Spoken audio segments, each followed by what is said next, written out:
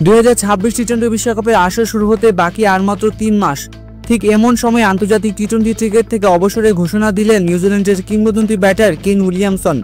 35 বছর বয়সে এই তারকা অবশ্য টেস্ট ও ওয়ানডে ফরম্যাটে খেলা চালিয়ে যাওয়ার কথা নিশ্চিত করেছেন। 2024 সালে টি-20 বিশ্বকাপের পর থেকে এই ফরম্যাটে জাতীয় দলের বাইরে ছিলেন উইলিয়ামসন। 2011 সালে অভিষেকের পর 93টি টি-20 ম্যাচ খেলে 2575 রান করেছেন উইলিয়ামসন, যা নিউজিল্যান্ডের হয়ে দ্বিতীয় সর্বোচ্চ। তার নেতৃত্বে কিউইরা 2016 ও 2022 বিশ্বকাপের সেমিফাইনাল এবং 2021 সালে আসরে ফাইনাল খেলেছিল।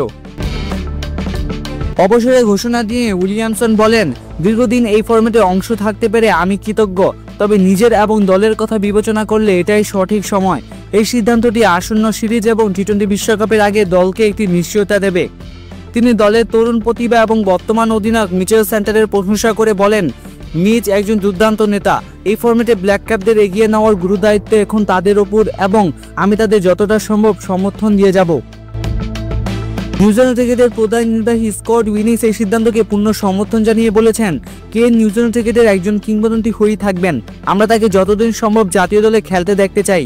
এনজেডসি জানিয়েছে, উইলিয়ামসন বর্তমানে ডিসেম্বরে ঘরের মাঠে ওয়েস্ট ইন্ডিজের বিপক্ষে আসন্ন টেস্ট সিরিজের জন্য প্রস্তুতি নিচ্ছেন।